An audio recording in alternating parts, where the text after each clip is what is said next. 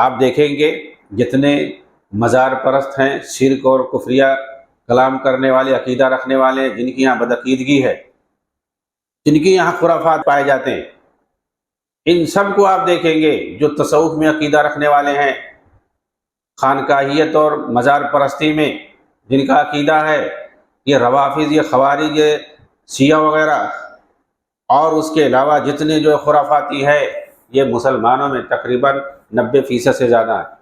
یہ سارے لوگ آپ دیکھو گے، یہ برائی کس کی بیان کریں گے، غلط کس کو کہیں گے، ظالم کس کو کہیں گے؟ وہی خیر القرون کے زمانے کو۔ خلافت راشدہ میں حضرت عثمان ایسے تھے، حضرت ابوبکر عمر ایسے تھے، فلاں تمام، اور اس کے بعد خاص طور سے بنی امیہ کا دور، یہ معاویہ ایسے تھے، عمرو بن عاص ایسے تھے، یزید بن معاویہ ایسے تھے، اور فلاں ایسے تھے، فلاں ایسے تھے۔ بنی امیہ کا جو پورا دور ہے، سب کو یہ لوگ ظالم کہتے ہیں، کہتے ہیں یہ صرف جاہلیت کا زمانہ تھا، نعوذ باللہ، دوبارہ جاہلیت آ گئی تھی اور کیا سے کیا ہو گیا تھا۔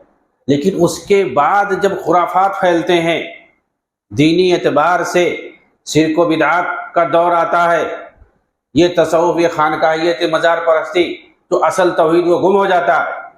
وہ توحید کا جھنڈا جو بنو امیہ نے پوری دنیا کے اندر پھہرایا، اور جہاں وہ گئے، اندلس سے لے کے افریقہ سے لے کے چین تک، ہندوستان تک، جہاں کہیں بھی گئے، پوری دنیا کے اندر انہوں نے توحید کا جھنڈا پھہرایا۔ اس کے علاوہ اور کوئی چیز نہیں۔ ان کے پاس جو مجاہدین ہوتے تھے، ان کے پاس جو علماء ہوتے تھے، وہ صرف توحید، کتاب و سنت کا درس دیتے تھے۔ وہ لوگ جہاں جہاں گئے، اسلامی تہذیب کو پھیلایا، عربی کلچر کو نافذ کر دیا۔ نبی صلی اللہ علیہ وسلم جو دین لے کر کے آئے تھے، سیدھا سیدھا وہی دین پہنچایا۔ کوئی خانقاہیت نہیں، کوئی کباب پرستی، مزار پرستی نہیں، کوئی شرک اور بت پرستی نہیں، کوئی چیز نہیں۔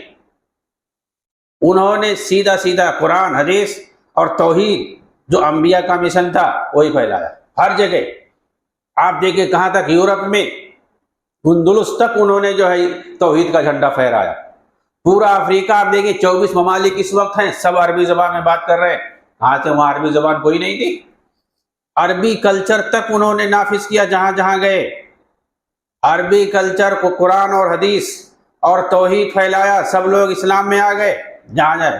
بنی امیہ جہاں جہاں گئے، اور جو اسلام میں پورا ملک جو ہے، ان کو جو ہے اسلامائز کر دیے۔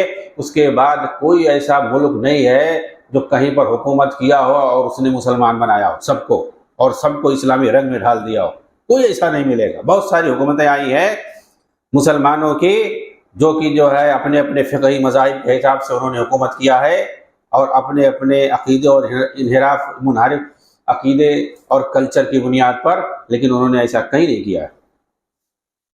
آپ دیکھیں گے وہ سب انہی لوگوں کو برا بھلا کہتے ہیں، لیکن جو بعد میں جنہوں نے شرک اور بدعات پھیلائے، ان کو کہتے ہیں، کچھ نہیں کہتے، ان کی تعریفیں کرتے ہیں۔ بعد میں جو خرافاتی حکومت اور سلطنت ترکی کی، جس نے افریقی ممالک کے اندر 90,000 سے زیادہ جس نے قبر بنائے، یہ لوگ جہاں جہاں گئے وہاں قبر پرستی، مزار پرستی انہوں نے شروع کی ہے۔ عربوں میں جہاں جہاں مزار پائے جاتے سب انہوں نے بنوایا، لیکن کہتے ہیں کہ اس کی خلافت کی ہم احیا کر رہے ہیں۔ آج بہت ساری تنظیمیں اور جماعتیں پیدا ہو گئیں، خلافت عثمانیہ کو احیا کر رہے ہیں، اس کو دوبارہ لانا چاہتے ہیں۔ کوئی نہیں اس کو برا بھلا کہتا ہے، کوئی بھی آپ دیکھو گے بعد میں 10 20 سینکڑوں جو ہے حکومتیں قائم ہوئی ہیں مسلمانوں کی جگہ جگہ، لیکن کسی کی کوئی برائی نہیں کر رہا ہے۔ برائی کس کی کر رہے ہیں لوگ؟ بنی امیہ کی برائی کر رہے ہیں، خلافت راشدہ کی برائی کر رہے ہیں۔ کیوں کر رہے ہیں؟ کیونکہ ان کو جب آپ پڑھیں گے، نبی صلی اللہ علیہ وسلم نے ان ادوار کے بارے میں خیریت اور ان کی افضلیت کی گواہی دی ہے۔ اس وقت صرف سیدھا سادہ صحابہ کرام کے منہج اور ان کے اصول کے مطابق لوگ دین کو پھیلاتے تھے۔ تو جو دین مطلوب ہے، جو دعوت مطلوب ہے، وہ کیا ہے؟ وہی دعوت ہے صحابہ کرام نے نبی صلی اللہ علیہ وسلم سے تربیت پا کر کے اور آپ سے سیکھ کر کے کتاب و سنت کی روشنی میں جس دعوت کو پوری دنیا میں عام کیا ہے، وہی دعوت آج بھی مطلوب ہے۔